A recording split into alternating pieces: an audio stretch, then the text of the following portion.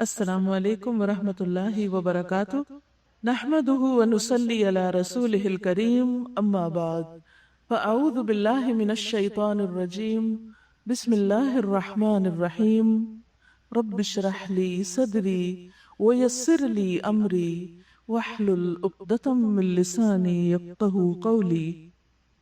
کل ہم نے اللہ تعالیٰ کے شکر ادا کرنے کے بارے میں بات کی تھی، اور شکر ادا کرنے کا طریقہ جانا تھا ہم نے کہ شکر اس وقت ادا ہو سکتا ہے جب انسان کے دل میں اللہ تعالیٰ کی نعمتوں کا احساس ہو، اور نعمتوں کا احساس اس وقت پیدا ہوتا ہے جب انسان کائنات میں غور و فکر کرتا ہے، نعمتوں کی قدر پہچانتا ہے، اور ان نعمتوں کے بارے میں غور و فکر کریں یا نہ کریں، ان کی قدر و قیمت پہچانے یا نہ پہچانے، بہرحال قیامت کے دن ہم سب سے سوال ضرور ہوگا۔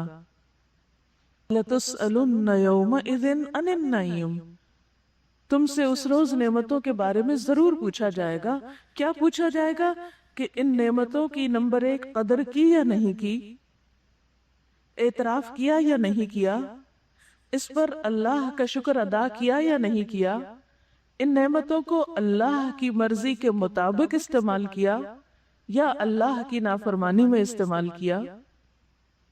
اور اسی مناسبت سے آج ہم سورۃ الرحمن، جو کہ آپ سب کی جانی پہچانی ہے، اور سورۃ الرحمن میں ایک آیت جو بار بار دہرائی جاتی ہے، 31 بار آئی ہے، فَبِأَيِّ آلَاءِ رَبِّكُمَا تُكَذِّبَانِ، اپنے رب کی کن کن نعمتوں کو جھٹلاؤ گے؟ تو یقیناً ہمارے پاس جھٹلانے کی، ان کے انکار کی کوئی وجہ نہیں ہے۔ قیامت کے دن بھی ہم انکار نہیں کر سکیں گے۔ ہم میں سے کوئی یہ نہیں کہہ سکے گا کہ میں نے تو نعمت استعمال ہی نہیں کی، مجھے تو معلوم ہی نہیں، یا مجھے تو پتہ ہی نہیں تھا کہ یہ بھی ایک نعمت ہوتی ہے۔ تو آئیے سورۃ الرحمن کا پہلے تھوڑا ترجمہ دیکھتے ہیں، پھر اس کے بعد ان نعمتوں کا ذکر جو کچھ دنیا سے متعلق ہے اور کچھ آخرت سے متعلق ہے۔ اللہ کے نام سے ابتدا کرتی ہوں جو بے انتہا مہربان اور رحم فرمانے والا ہے۔ الرحمن، بے حد مہربان، علم القرآن، اس نے قرآن کی تعلیم دی، خلق الانسان، اس نے انسان کی تخلیق کی، اس نے انسان کو بنایا، علمہ البیان، اس نے انسان کو بولنا سکھایا۔ سورج اور چاند ایک حساب کے پابند ہیں، یعنی ان نعمتوں کو بھی اللہ ہی نے پیدا کیا، اور پیدا کر کے آزاد چھوڑ نہیں دیا، بلکہ ایک نظام کے تحت انہیں پابند رکھا۔ اور تارے اور درخت سب سجدہ ریز ہیں، یعنی پوری کائنات اللہ کے آگے جھکی ہوئی ہے، اللہ کی اطاعت کر رہی ہے۔ اس میں ہم بندوں کے لیے ایک سبق ہے کہ ہم نعمتیں پا کر کیا واقعی اللہ کے اطاعت گزار ہے یا پھر اس کی نافرمانی کے کاموں میں لگے ہوئے ہیں۔ آسمان کو اس نے بلند کیا، یعنی انسان کو غور و فکر کی دعوت دی جا رہی ہے کہ دیکھو ایک چھت جو بغیر ستونوں کے ہے کتنی اونچی اٹھی ہوئی ہے کہ وہاں تک انسان کی رسائی بھی نہیں، اور میزان قائم کر دی، یعنی ہر چیز کے اندر ایک بیلنس رکھا، اعتدال رکھا۔ اس کا تقاضا یہ ہے کہ تم میزان میں خلل نہ ڈالو، یعنی اے انسان ان نعمتوں کو صحیح طور پر استعمال کرو اور زمین میں فساد نہ کرو، بگاڑ نہ پیدا کرو، اور انصاف کے ساتھ ٹھیک ٹھیک تولو اور ترازو میں ڈنڈی نہ مارو، یعنی بندوں کے حقوق صحیح طور پر ادا کرو۔ زمین کو اس نے سب مخلوقات کے لیے بنایا، یعنی زمین صرف انسانوں کے لیے نہیں، اس لیے اس میں ہمیں صرف انسانوں کے حقوق ہی نہیں، جانوروں کے اور دیگر مخلوقات کے حقوق بھی ادا کرنے ہیں، ان کا خیال بھی رکھنا ہے۔ اس میں ہر طرح کے بکثرت لذیذ پھل ہیں، کھجور کے درخت ہیں جن کے پھل غلافوں میں لپٹے ہوئے ہیں، طرح طرح کے غلے ہیں جن میں بھوسا بھی ہوتا ہے اور دانہ بھی ہے۔ پس اے جن و انس، تم اپنے رب کی کن کن نعمتوں کو جھٹلاؤ گے؟ انسان کو اس نے ٹھیکری جیسے سوکھے سڑے گارے سے بنایا، یعنی انسان اپنی حقیقت پر تو غور کرے، کہاں سے اٹھایا گیا، اور جن کو آگ کی لپٹ سے پیدا کیا۔ پس اے جن و انس، تم اپنے رب کے کن کن عجائب قدرت کو جھٹلاؤ گے؟ دونوں مشرق اور دونوں مغرب سب کا مالک و پروردگار وہی ہے، بس اے جن و انس تم اپنے رب کی کن کن قدرتوں کو جھٹلاؤ گے؟ دو مشرق اور دو مغرب کیسے؟ آپ نے دیکھا ہوگا کہ جہاں سے سورج نکلتا ہے وہاں سے غروب ہوتا ہے، یعنی ہر نکلنے والا سورج ہر روز جہاں طلوع ہوتا ہے وہاں غروب بھی ہوتا ہے، پھر جہاں غروب ہو رہا ہوتا ہے وہاں کسی اور جگہ طلوع بھی ہو رہا ہوتا ہے۔ تو ہر مغرب مشرق بھی ہے اور ہر مشرق مغرب بھی ہے، اس لیے دو مشرق اور دو مغرب کی بات ہوئی۔ پلیز آپ ذرا باہم اگر باتیں کرنا چاہتے ہیں تو باہر چلے جائیں، قرآن آپ کے سامنے پڑھا جا رہا ہے، یہ باتیں بعد میں بھی ہو سکتی ہیں۔ پورے ہال میں صرف آپ دو لوگ ہیں جو باہم بات کر رہے ہیں، یہ میری باتیں اس وقت نہیں ہو رہی ہیں، اللہ کا کلام آپ کے سامنے پڑھا جا رہا ہے، اس کا ترجمہ آپ کو بتایا جا رہا ہے۔ اس وقت آپ مجھے رسپیکٹ نہیں دے رہے، اللہ کے کلام کو دے رہے ہیں یا نہیں دے رہے؟ کیا آپ کی اپنی باتیں اس کلام سے زیادہ اہم ہیں؟ دونوں مشرقوں اور دونوں مغربوں سب کا مالک اور پروردگار وہی ہے، بس اے جن و انس تم اپنے رب کی کن کن قدرتوں کو جھٹلاؤ گے؟ دو سمندروں کو اس نے چھوڑ دیا کہ باہم مل جائیں، یعنی سمندر میں دو طرح کے مختلف پانی، میٹھا اور کھاری، اسی طرح ٹھنڈا اور گرم دو طرح کا پانی ایک ہی جگہ ساتھ ساتھ چل رہا ہوتا ہے اور باہم ملتا نہیں، دونوں کے درمیان ایک پردہ حائل ہے۔ یہ سب کچھ کرنے والا کون ہے؟ اللہ رب العزت۔ دو سمندروں کو اس نے چھوڑ دیا کہ باہم مل جائیں، پھر بھی ان کے درمیان ایک پردہ حائل ہے جس سے وہ تجاوز نہیں کرتے، بس اے جن و انس تم اپنے رب کی قدرت کے کن کن کرشموں کو چھٹلاؤ گے، یعنی کیسے نہیں اپنے رب کو پہچانو گے؟ ان سمندروں سے موتی اور مونگے نکلتے ہیں، بس اے جن و انس تم اپنے رب کی قدرت کے کن کن کمالات کو جھٹلاؤ گے؟ اور یہ جہاز اسی کے ہیں جو سمندروں میں پہاڑوں کی طرح اونچے اٹھے ہوئے ہیں، یعنی پانی میں ایک سوئی تو ڈوب جاتی ہے لیکن اتنا بڑا جہاز جو کہ پورے پہاڑ کی طرح نظر آتا ہے یا پہاڑ جتنا وزنی ہو سکتا ہے، وہ تیر کر ایک حصے سے دوسرے پہ چلا جاتا ہے، یہ اس کو صلاحیت کس نے بخشی؟ تم اپنے رب کے کن کن کمالات کو جھٹلاؤ گے؟ اور یہ جہاز اسی کے ہیں جو سمندر میں پہاڑوں کی طرح اونچے اٹھے ہوئے ہیں، پھر تم اپنے رب کے کن کن احسانات کو جھٹلاؤ گے؟ ہر چیز جو اس زمین پر ہے فنا ہو جانے والی ہے اور صرف تیرے رب کی جلیل و کریم ذات ہی باقی رہنے والی ہے، بس اے جن و انس تم اپنے رب کے کن کن کمالات کو جھٹلاؤ گے؟ زمین اور آسمانوں میں جو بھی ہیں سب اپنی حاجتیں اسی سے مانگ رہے ہیں، کیونکہ سب محتاج ہیں، بے نیاز صرف اس کی ذات ہے، ہم سب کو اس کی ضرورت ہے، اسے ہماری ضرورت نہیں ہے۔ ہر آن وہ نئی شان میں ہے، بس اے جن و انس تم اپنے رب کی کن کن صفات کو جھٹلاؤ گے؟ اے زمین کے بوجھو، ان قریب ہم تم سے باس پرس کرنے کے لیے یعنی تمہارا حساب لینے کے لیے فارغ ہوئے جاتے ہیں، پھر دیکھ لیں گے کہ تم اپنے رب کے کن کن احسانات کو جھٹلاؤ گے۔ یعنی انسان ہمیشہ اس دنیا میں نہیں رہے گا، یہ نعمتیں ہمیشہ ہمارے پاس نہیں رہیں گی، ہمیں بہت جلد یہ دنیا جس کی محبت میں ہم ڈوبے ہوئے ہیں، جس کے اوپر ہم کچھ اور سوچ ہی نہیں سکتے، یہ سب بہت جلد چھوڑ کر اپنے رب کی طرف واپس جانے والے ہیں، پھر ہم میں سے ایک ایک کا حساب ہوگا، ہر ایک کو جواب دہی کرنے ہوگی کہ وہ اپنے رب کی نعمتوں کو پا کر رب کے ساتھ کیا معاملہ کرتا رہا، اس کے دین کے ساتھ کیا سلوک کرتا رہا، اس کی کتاب کو اس نے کتنی اہمیت دی، اس کے رسول صلی اللہ علیہ وسلم کی کتنی عزت کی۔ ان سب نعمتوں کو پا کر بہت جلد ہم سے پوچھ ہوگی، لہٰذا وہاں جا کر تم کس نعمت کو جھٹلا سکو گے؟ اے گروہ جن و انس، تم زمین اور آسمانوں کی سرحدوں سے نکل کے بھاگ سکتے ہو تو بھاگ دیکھو، یعنی تم اللہ کے آگے کس قدر عاجز ہو، کہیں جا نہیں سکتے۔ اگر تم بھاگنا بھی چاہو تو اس کے لیے بڑا زور چاہیے، اور وہ زور ہم میں سے کس کے پاس ہے کہ ہم اپنے رب سے بھاگ نکلے کہیں؟ پھر اپنے رب کی کن کن قدرتوں کو تم جھٹلاؤ گے؟ بھاگنے کی کوشش کرو گے تو تم پر آگ کا شعلہ اور دھواں چھوڑ دیا جائے گا جس کا تم مقابلہ نہ کر سکو گے۔ اے جن و انس، تم اپنے رب کی کن کن قدرتوں کا انکار کرو گے؟ پھر کیا بنے گی اس وقت جب آسمان پھٹے گا اور لال چمڑے کی طرح سرخ ہو جائے گا؟ اے جنو انس اس وقت تم اپنے رب کی کن کن قدرتوں کو جھٹلاؤ گے؟ اس روز کسی انسان اور کسی جن سے اس کا گناہ پوچھنے کی ضرورت نہ ہوگی، کیونکہ سارا اعمال نامہ تو ہر ایک کا ساتھ ہی ہوگا۔ اس لیے اللہ تعالیٰ کو یہ پوچھنے کی ضرورت نہیں ہوگی کہ کون کیا جرم کر کے آیا، کوئی تنہائی میں ہو یا سب کے سامنے ہو، چھپ کے کوئی کام کرے یا سب کو بتا کے کرے، ہر غلط کام اعمال نامے میں لکھا جا رہا ہے اور وہ سب کے سامنے کھل کر آ جائے گا، انسان کچھ بھی چھپا نہ سکے گا۔ پھر دیکھ لیا جائے گا کہ تم دونوں گروہ اپنے رب کے کن کن احسانات کا انکار کرتے ہو۔ مجرم وہاں اپنے چہروں سے پہچان لیے جائیں گے، یعنی جرم چہروں پر، شکلوں پر نظر آئے گا، کیونکہ ہر انسان کا چہرہ اس کے دل کی عکاسی کرتا ہے۔ تو گناہ کی ابتدا بھی دل سے ہوتی ہے۔ رمضان اسی لیے تقوی کا مہینہ ہے کہ دلوں کی اصلاح کرتا ہے، اور انسان جب کوئی غلط کام کرنا چاہتا ہے تو سب سے پہلے اس کی سوچ آتی ہے، اس کی خواہش پیدا ہوتی ہے، پھر اس کے بعد انسان قدم اٹھاتا ہے۔ اس لیے چہرے پر سب دلوں کے آثار اور دلوں کے خیالات نظر آ رہے ہوں گے، کیونکہ وہیں پر سارے خیالات جمع ہوئے تھے، یعنی دل میں، اور دل سے پھر انسان کے عمل میں آئے، ظاہر میں آئے۔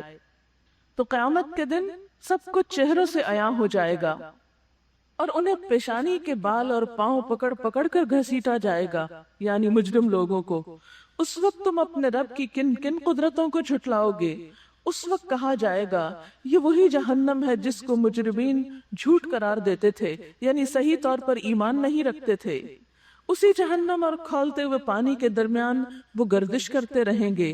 پھر اپنے رب کی کن کن قدرتوں کو جھٹلاؤ گے؟ یعنی جب آگ میں وہ تڑپ اٹھیں گے تو سخت پیاس لگے گی۔ آپ نے دیکھا ہوگا ذرا موسم گرم ہو تو انسان کو پیاس زیادہ لگنے لگتی ہے، تو جہنم میں بھی جب وہ آگ میں جلیں گے تو سخت پیاسے ہوں گے، پھر وہ پانی مانگیں گے تو ابلتا ہوا پانی ان کو پیش کیا جائے گا، پانی پی کر پھر اپنے ٹھکانے پہ لوٹیں گے تو آگ ہی آگ پائیں گے، اور یوں ہی ان کی عمر بیت جائے گی۔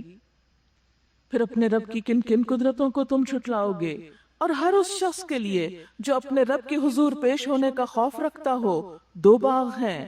اپنے رب کے کن کن انعامات کو جھٹلاؤ گے؟ یعنی ایک طرف مجرموں کا انجام بتایا گیا تو دوسری طرف اللہ کے فرما بردار لوگوں کا انجام بتایا گیا کہ ان کی خوشی کے لیے دو باغ ہوں گے۔ دو کس لیے؟ کہ جب ایک سے دل بھرے گا تو دوسرے میں چلے جائیں گے، اور اسی طرح کبھی ایک جگہ کبھی دوسری جگہ۔ ہری بھری ڈالیوں سے بھرپور اپنے رب کے کن کن انعامات کو جھٹلاؤ گے؟ دونوں باغوں میں دو چشمے رواں، اپنے رب کے کن کن انعامات کو جھٹلاؤ گے؟ دونوں باغوں میں ہر پھل کی دو قسمیں، اپنے رب کے کن کن انعامات کو تم جھٹلاؤ گے؟ جنتی لوگ ایسے فرشوں پہ تکیے لگائے بیٹھیں گے جن کے استر دبیز ریشم کے ہوں گے، اور باغوں کی ڈالیاں پھلوں سے جھکی پڑ رہی ہوں گی۔ اپنے رب کے کن کن انعامات کو تم جھٹلاؤ گے؟ ان نعمتوں کے درمیان شرمیلی نگاہوں والیاں ہوں گی جنہیں ان جنتیوں سے پہلے کسی انسان یا جن نے ہاتھ نہ لگایا ہوگا۔ اپنے رب کے کن کن انعامات کو تم جھٹلاؤ گے؟ ایسی خوبصورت جیسے ہیرے اور موتی، اپنے رب کے کن کن انعامات کو تم جھٹلاؤ گے؟ نیکی کا بدلہ نیکی کے سوا اور کیا ہو سکتا ہے؟ پھر اے جن و انس اپنے رب کے کن کن اوصاف حمیدہ کا تم انکار کرو گے؟ اور ان دو باغوں کے علاوہ دو باغ اور ہوں گے، اپنے رب کے کن کن انعامات کو تم جھٹلاؤ گے؟ گھنے سرسبز اور شاداب باغ، اپنے رب کے کن کن انعامات کو تم جھٹلاؤ گے؟ دونوں باغوں میں دو چشمے فواروں کی طرح ابلتے ہوئے، اپنے رب کے کن کن انعامات کو تم جھٹلاؤ گے؟ ان میں بکثرت پھل اور کھجوریں اور انار، اپنے رب کے کن کن انعامات کو تم جھٹلاؤ گے؟ ان نعمتوں کے درمیان خوبصورت اور خوبصورت بیویاں، اپنے رب کے کن کن انعامات کو تم جھٹلاؤ گے؟ خیموں میں ٹھہرائی ہوئی حوریں، اپنے رب کے کن کن انعامات کو تم جھٹلاؤ گے؟ ان جنتیوں سے پہلے کبھی کسی انسان یا جن نے ان کو چھوا نہ ہوگا، اپنے رب کے کن کن انعامات کو تم جھٹلاؤ گے؟ وہ جنتی سبز قالینوں اور نفیس و نادر فرشوں پر تکیے لگا کے بیٹھیں گے، اپنے رب کے کن کن انعامات کو تم جھٹلاؤ گے؟ تبارک اسم ربک ذی الجلال والاکرام، بڑی برکت والا ہے تیرے رب جلیل و کریم کا نام۔ بسم اللہ الرحمن الرحیم۔ سورۃ الواقعہ بنیادی طور پر اس صورت میں 3 انسانی گروہوں کا ذکر کیا گیا ہے جن کا چوتھا کوئی اور نہیں۔ اذا وقعت الواقعہ، اذا جب، وقعت واقع ہو جائے گا، واقعہ واقع ہونے والا، وقع کا مطلب ہوتا ہے اوپر سے نیچے گرنا، اسی سے لفظ واقع ہے اور پھر واقعہ، اردو میں بھی لفظ واقعہ استعمال ہوتا ہے۔ یہاں مراد واقع ہونے والا یعنی روز قیامت، اور واقعہ مؤنث ہے، اشارہ ہے یوم الساعہ کی طرف، جیسے کہ آپ جانتے ہیں کہ قیامت کے کئی نام ہیں جن میں سے ایک خود قیامہ، پھر طامہ، ساخہ، آزفہ، قارعہ، تو اسی طرح واقعہ بھی دراصل کیا ہے؟ قیامت کے ناموں میں سے ایک نام۔ تو مراد اس سے کیا ہے؟ جب قیامت واقع ہوگی، جب قیامت برپا ہو جائے گی، سر پر آ پڑے گی۔ اذا وقعت الواقعہ، جب وہ واقعہ پیش آ جائے گا، قیامت قائم ہو جائے گی، اور اس کا قائم ہونا ایسا ہے لیس لوقعتها کاذبہ، لیسا نہیں، وقعہ واقع ہونا، ہاں اس کا یعنی اس کا واقع ہونا نہیں ہے، کاذبہ کوئی جھوٹ، کوئی جھوٹی بات نہیں ہے، یہ ایک یقینی بات ہے، سچی بات ہے۔ قیامت کا واقعہ ایسا واقعہ ہے کہ جب وہ پیش آ جائے گا تو کوئی بھی اس کو جھٹلا نہ سکے گا۔ آج دنیا میں بہت سے لوگ ایسے ہیں جو اس دن کو نہیں مانتے، اس آنے والے حادثے کا انکار کرتے ہیں کہ ایسا کچھ بھی نہیں، یہ صرف من گھڑت باتیں ہیں۔ اور یہ ایک حقیقت ہے کہ آخرت پر ایمان ارکان ایمان میں سے ہے، ایک مسلمان کے لیے لازم ہے کہ وہ آخرت کو مانے۔ اگر کوئی شخص آخرت کو نہیں مانتا تو وہ دراصل مسلمان ہی نہیں۔ کیسا ہے وہ دن؟ خافضۃ رافعۃ، وہ قیامت پست کرنے والی ہے، بلند کرنے والی ہے، اور اسی طرح عزت اور ذلت کے معنوں میں بھی آتا ہے۔ تو خافضۃ نیچے کرنے والی یعنی ذلیل کرنے والی، پست کرنے والی، گرانے والی، اور رافعۃ بلند کرنے والی، اٹھانے والی یعنی عزت دینے والی۔ قیامت کا دن ایک ایسا دن ہے جس میں عزت اور ذلت کے معیار بدل جائیں گے۔ آج دنیا میں بہت سے افراد اور اقوام ایسے ہیں جو بظاہر بہت بلند مرتبہ نظر آتے ہیں، بہت عزت کے مقام پر نظر آتے ہیں، لیکن کل قیامت کے دن ان کا یہ مقام عزت ان سے چھین لیا جائے گا، اور صرف ایک قیامت کا حادثہ ہی انہیں پست کر دینے کے لیے کافی ہوگا۔ خافضۃ رافعۃ اذا رجت الارض رجا وبست الجبال بسا فكانت هباء منبثا وكنتم ازواجا ثلاثا فاصحاب الميمنة ما اصحاب الميمنة واصحاب المشأمة ما اصحاب المشأمة والسابقون السابقون اولئك المقربون۔ شروع اللہ کے نام سے جو بے انتہا مہربان نہایت رحم فرمانے والا ہے۔ جب وہ ہونے والا واقعہ پیش آ جائے گا یعنی آخرت کا واقعہ، تو کوئی اس کے واقع ہونے کو جھٹلا نہ سکے گا۔ آج ہم اس کی طرف توجہ نہیں کرتے، وہ ہمارے خیالوں میں نہیں ہے، لیکن جب وہ پیش آ جائے گا تو کوئی بھی اس سے انکار نہ کر سکے گا۔ وہ تہو بالا کر دینے والی آفت ہوگی، یعنی زمین پر کوئی بھی چیز اس وقت ٹھہری نہ رہے گی، سلامت نہ رہے گی، بچے گی نہیں۔ انسان اپنی ترقی کی انتہا کو کیوں نہ پہنچ جائے، زمین سے آسمان تک کیوں نہ پہنچ جائے، لیکن جو ہی وہ زلزلہ آئے گا تو کیا ہوگا؟ اس وقت زمین یکبارگی ہلا ڈالی جائے گی، پہاڑ اس وقت ریزہ ریزہ کر دیے جائیں گے، اور پراگندہ غبار بن کر رہ جائیں گے، یعنی دھول کی طرح اڑا دیے جائیں گے۔ تم لوگ اس وقت 3 گروہوں میں تقسیم ہو جاؤ گے، یعنی سارے انسان 3 بڑی کیٹیگریز میں تقسیم کر دیے جائیں گے، یا 3 کیٹیگریز میں داخل ہو جائیں گے۔ اور وہ 3 کیا ہیں؟ پہلی کیٹیگری یا پہلا گروپ دائیں بازو والے، دائیں بازو والوں کی خوش نصیبی کا کیا کہنا۔ دوسری کیٹیگری اور بائیں بازو والے، تو بائیں بازو والوں کی بد نصیبی کا کیا ٹھکانہ۔ اور آگے والے تو پھر آگے والے ہی ہیں، وہی تو مقرب لوگ ہیں، نعمت بھری جنتوں میں رہیں گے، اگلوں میں سے بہت ہوں گے، پچھلوں میں سے کم ہوں گے۔ تو 3 گروپ کون سے ہوئے؟ ایک دائیں بازو والے جو عام نیک اچھے لوگ ہیں، ایک بائیں بازو والے جو برے لوگ ہیں، اور ایک تیسری کیٹیگری साबिकून आगे जाने वाले, अल्लाह के मुकर्रब लोग। और ये साबिकून सबकत ले जाने वाले कौन हैं? जो नेकी और खैर और भलाई के कामों में दौड़ लगाते हैं, आगे से आगे जाते हैं। वो ये नहीं देखते कि कोई और नेकी नहीं कर रहा तो मैं क्यों करूं। वो इस सोच में रहते हैं कि कौन सी नेकी में सबसे पहले आगे बढ़कर करूं, नेकी के कामों में आगे निकल जाऊं। आज हम अपने चारों तरफ देखते हैं तो हमारी दौड़ किसकी तरफ है? दुनिया की तरफ। दुनिया की मोहब्बत में हम दुनिया ही की तरफ दौड़ रहे हैं, आखिरत सामने ही नहीं है, इसलिए उसकी सोच भी नहीं, फिक्र भी नहीं। इसीलिए हम सिर्फ वो काम करते हैं जिससे हमें दुनिया का फायदा ज्यादा हो। वो काम हम पीछे या कल पे या आइंदा जिंदगी पे डाल देते हैं जो आखिरत में फायदा देने वाले हैं। हालांकि हम में से किसी को नहीं पता कि आज जिंदगी खत्म हो जाए तो कल हमारी आखिरत शुरू हो जाए, और आखिरत का इम्तिहान दुनिया के इम्तिहान से पहले आ जाए। कोई नहीं जानता कि किस वक्त किस पर क्या बीत जाए।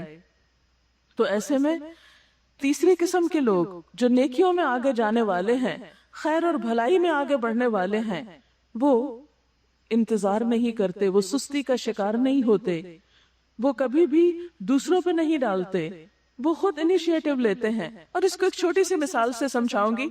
मसलन आप राह चल रहे हैं, रास्ते में कोई कूड़ा करकट नजर आता है तो एक एटीट्यूड ये हो सकता है कि फौरन आगे बढ़े और उठा ले कि ये नेकी का काम मैं कर लूं, और एक ये है कि कोई और आए, मेरी तो ड्यूटी नहीं, मैं तो यहाँ पढ़ने के लिए आती हूँ, मेरा तो ये काम नहीं कि मैं यहाँ स्कूल की सफाई करती रहूं।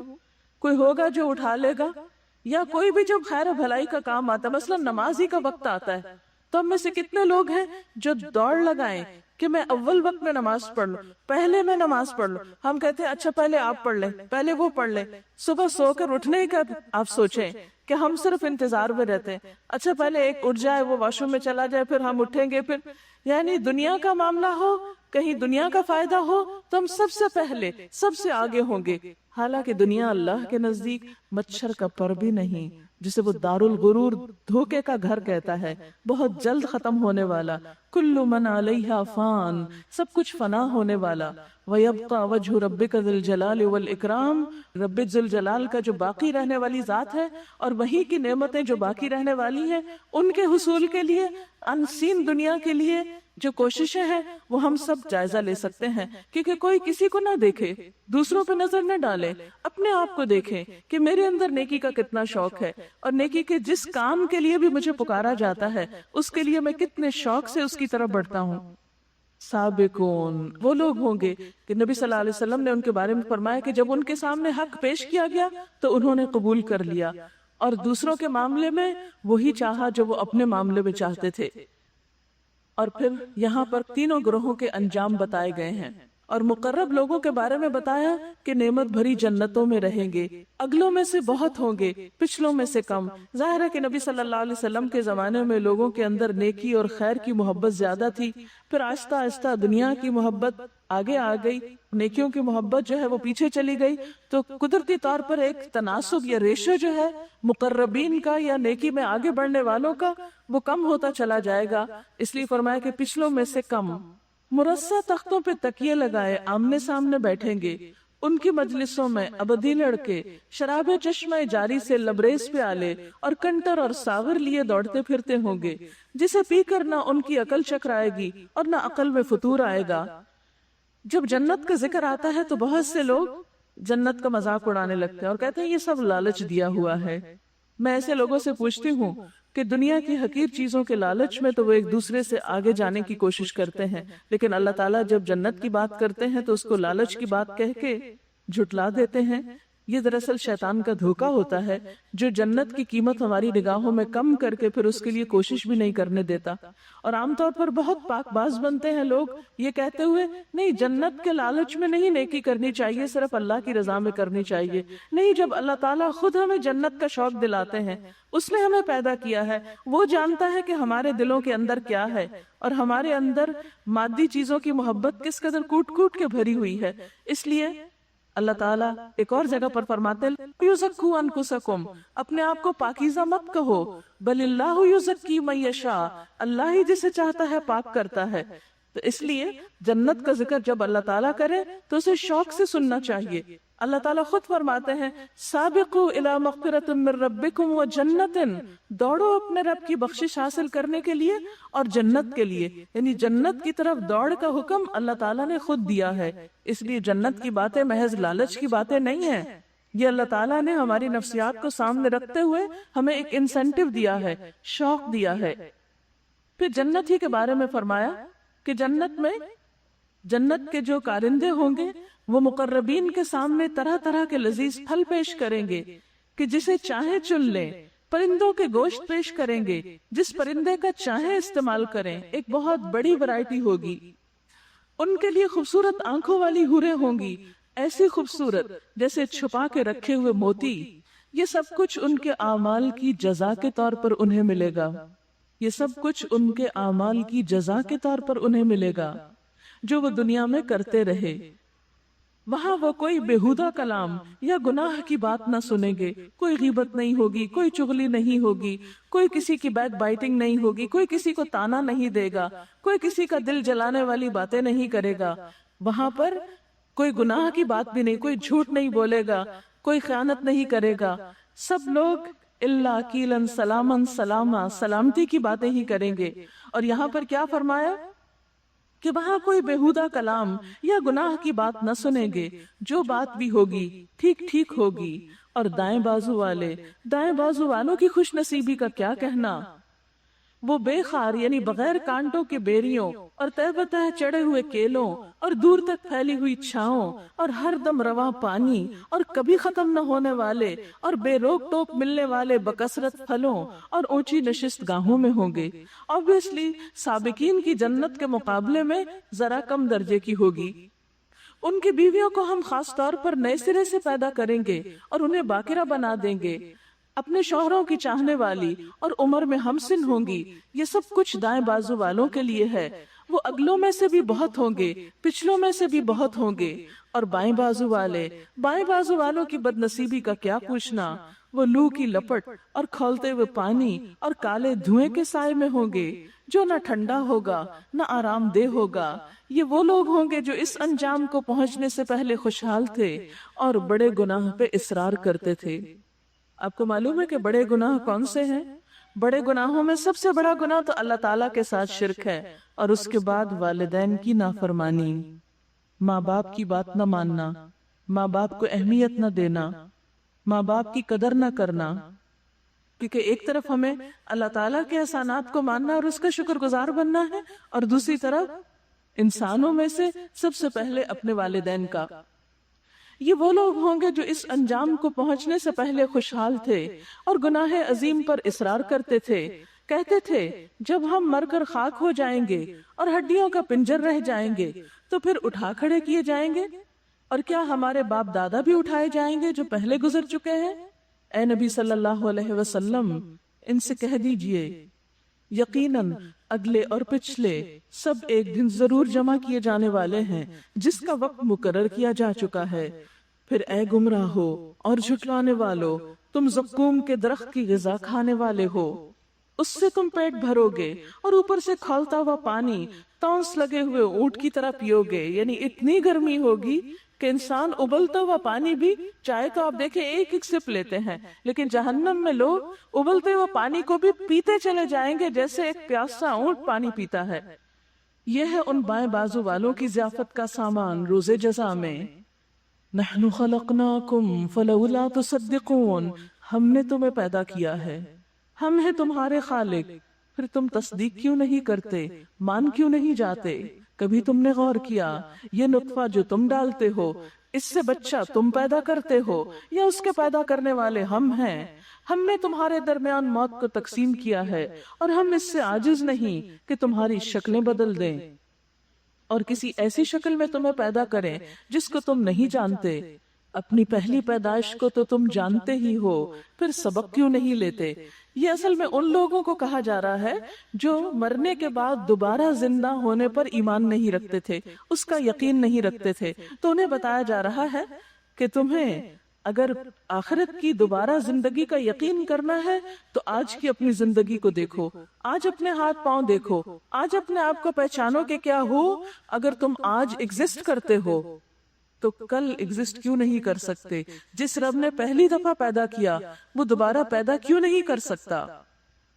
کبھی تم نے سوچا یہ بیج جو تم بوتے ہو یعنی زمین میں ڈالتے ہو، مٹی میں ڈالتے ہو، ان سے کھیتیاں تم اگاتے ہو یا ان کے اگانے والے ہم ہیں؟ خوبصورت پودے کون نکالتا ہے اس اندھیری مٹی میں سے؟ کیونکہ مٹی دیکھنے میں کیا ہے؟ کچھ بھی نہیں، نہ اس میں رنگ ہے، نہ ہی اس کے اندر کوئی خوشبو ہے، نہ ٹیسٹ ہے، لیکن جو پھل اور پھول اس میں سے نکلتے ہیں وہ کس قدر خوبصورت اور کتنی ویرائٹی ہوتی ہے ان کے اندر۔ مثلا ایک لیمو کا پودا جو اگتا ہے زمین کے اندر سے، تو مٹی کو آپ جتنا بھی ٹیسٹ کریں اس میں کوئی کھٹائی نہیں، لیکن ایک لیمو کے اندر ٹیسٹ کون ڈالتا ہے؟ یہ سب کچھ کرنے والا کون ہے؟ یہ اللہ رب العزت ہے۔ کبھی تم نے سوچا یہ بیج جو تم بوتے ہو، ان سے کھیتیاں تم اگاتے ہو یا ان کے اگانے والے ہم ہیں؟ ہم چاہے تو ان کھیتیوں کو بھس بنا کر رکھ دیں اور تم طرح طرح کی باتیں کرتے رہ جاؤ۔ ہم پر تو الٹی چٹی پڑ گئی، بلکہ ہمارے تو نصیب ہی پھوٹے ہوئے ہیں۔ یعنی اللہ تعالیٰ انسان کو جب دنیا میں ایک نعمت دے کر اس سے لیتا ہے تو وہ اس پر یہ سوچنے کے بجائے کہ میرا بھی کوئی قصور ہوگا، اللہ تعالیٰ ہی کو بلیم کرنے لگتا ہے بعض اوقات، اور بعض اوقات وہ طرح طرح کی باتیں بنا کر رہ جاتا ہے اور اللہ کی طرف رجوع نہیں کرتا۔ کبھی تم نے آنکھیں کھول کر دیکھا یہ پانی جو تم پیتے ہو اسے تم نے بادل سے برسایا ہے یا اس کے برسانے والے ہم ہیں؟ ہم چاہیں تو اسے سخت کھاری بنا دیں، یعنی بارش میٹھے پانی کی برسنے کی بجائے کڑوے پانی کی برسے۔ اور کتنے حیرت کی بات ہے نا، آپ دیکھیں کہ جو واٹر سائیکل ہے وہ آپ سب جانتے ہیں کہ بارش کہاں سے بنتی ہے؟ جو سمندر سے بخارات اٹھتے ہیں۔ سمندر کا پانی کس قدر کھاری ہوتا ہے، وہاں سے اللہ تعالیٰ جو پانی اٹھاتے ہیں اور بادلوں کے ذریعے پھر زمین پہ برساتے ہیں وہ کھاری نہیں ہوتا۔ یہ سب کچھ کرنے والا کون ہے؟ پھر تم شکر کیوں نہیں ادا کرتے؟ کبھی تم نے خیال کیا کہ یہ آگ جو تم سلگاتے ہو اس کا درخت تم نے پیدا کیا ہے یا اس کے پیدا کرنے والے ہم ہیں؟ ہم نے اس کو یاد دہانی کا ذریعہ اور حاجت مندوں کے لیے زندگی کا سامان بنایا۔ پس اے نبی صلی اللہ علیہ وسلم اپنے رب عظیم کے نام کی تسبیح کرو۔ فسبح بسم ربک العظیم۔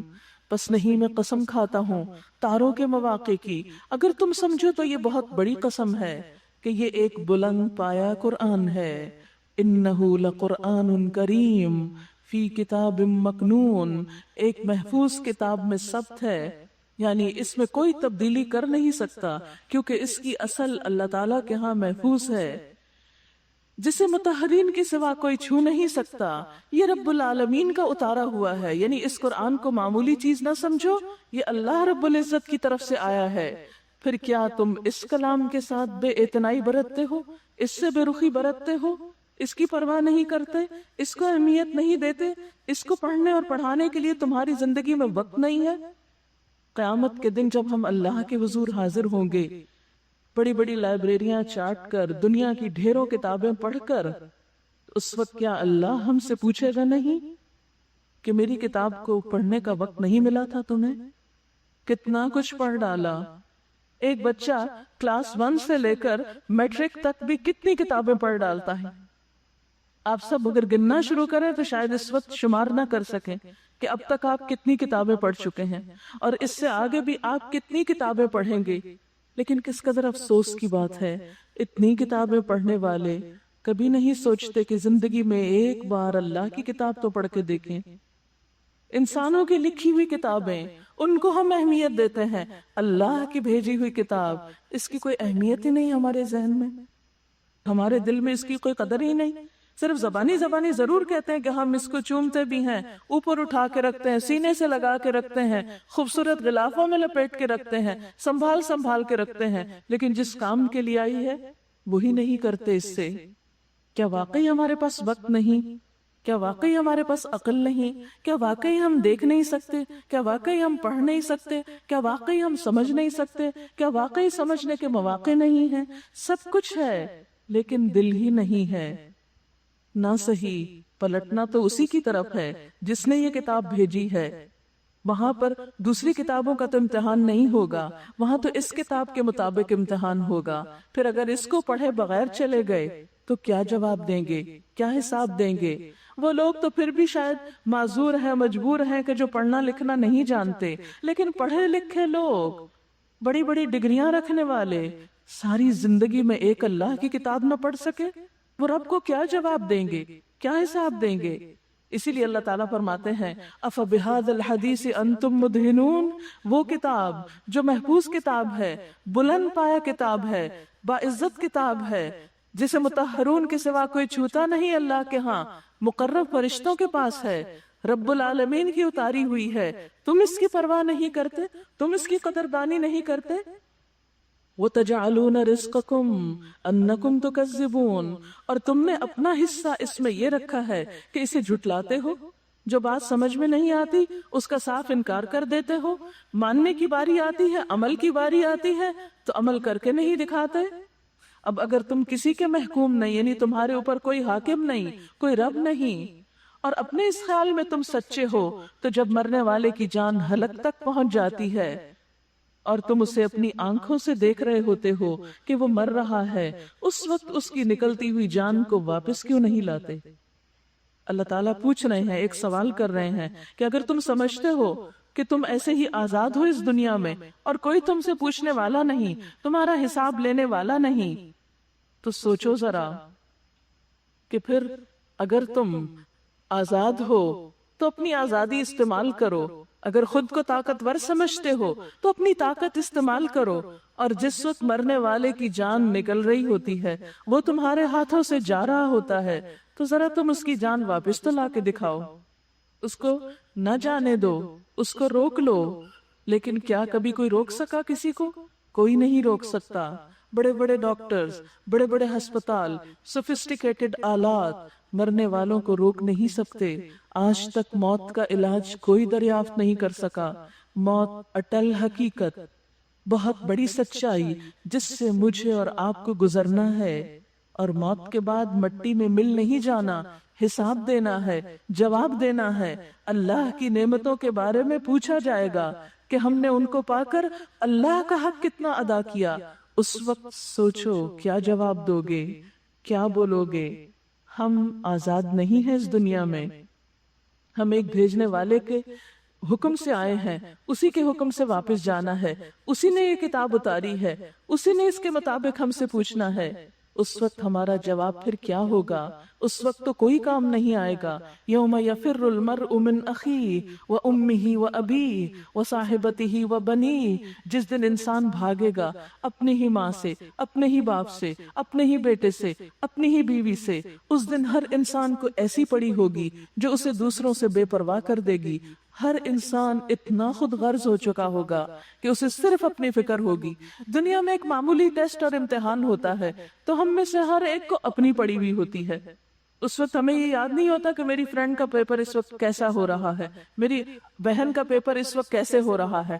ہر انسان کو یہ فکر ہوتی ہے کہ جو لکھا ہے سوال نامے میں اس کا جواب ٹھیک ٹھیک دے دوں، میرے نمبر زیادہ آنے چاہیے۔ بہن اپنا انجام خود جانے۔ تو دنیا میں اگر امتحان کے کمرے میں انسان اتنا خود غرض ہو جاتا ہے تو آخرت کے امتحان میں انسان کی خود غرضی کا کیا عالم ہوگا؟ کون کس کو پوچھے گا؟ کون کس کا سہارا لے گا؟ کون کس کی مدد لے گا؟ اس وقت تو ہر انسان تنہا آئے گا۔ وَلَقَدْ جِئْتُمُونَا فُرَادًا كَمَا خَلَقْنَاكُمْ أَوَّلَ مَرَّةٍ، تم ہمارے پاس اکیلے ہی واپس آ گئے جس طرح ہم نے تم کو پہلے دن پیدا کیا تھا۔ دنیا میں بھی اکیلے آتے ہیں، واپسی بھی اکیلے ہوگی، قبر میں بھی اکیلے ہوں گے، حساب کے وقت بھی اکیلے ہوں گے۔ پھر کیوں نہیں سنبھلتے؟ کیوں نہیں غور کرتے؟ کیوں نہیں تیاری کرتے؟ کیوں نہیں اللہ سے اپنا تعلق مضبوط کرتے؟ اب اگر تم کسی کے محکوم نہیں ہو اور اپنے اس خیال میں سچے ہو تو جب مرنے والے کی جان حلق تک پہنچ چکی ہوتی ہے اور تم آنکھوں دیکھ رہے ہوتے ہو کہ وہ مر رہا ہے، اس وقت اس کی نکلتی ہوئی جان کو واپس کیوں نہیں لے آتے؟ اس وقت تمہاری نسبت ہم اس کے زیادہ قریب ہوتے ہیں مگر تم کو نظر نہیں آتے۔ پھر وہ مرنے والا اگر مقربین میں سے ہو تو اس کے لیے راحت اور عمدہ رزق اور نعمت بھری جنت ہے، اور اگر وہ اصحاب یمین میں سے ہو تو اس کا استقبال یوں ہوتا ہے کہ سلام ہے تجھ پر، تو اصحاب الیمین میں سے ہے۔ اور اگر وہ جھٹلانے والے گمراہ لوگوں میں سے ہو تو اس کی تواضع کے لیے کھولتا ہوا پانی ہے اور جہنم میں جھونکا جانا ہے۔ ان ھذا لہو حق الیقین، بے شک یہ سب کچھ قطعی حق ہے۔ فسبح بسم ربک العظیم، پس تسبیح بیان کرو اپنے رب عظیم کے نام کی۔ سب تسبیح پڑھیے۔ سبحان اللہ وبحمدہ عدد خلقہ ورضا نفسہ وزنة عرشہ ومداد کلماتہ۔ سبحان اللہ وبحمدہ عدد خلقہ ورضا نفسہ وزنة عرشہ ومداد کلماتہ۔ سبحانک اللہم وبحمدک نشہد ان لا الہ الا انت نستغفرک ونتوب الیک۔ والسلام علیکم ورحمۃ اللہ وبرکاتہ۔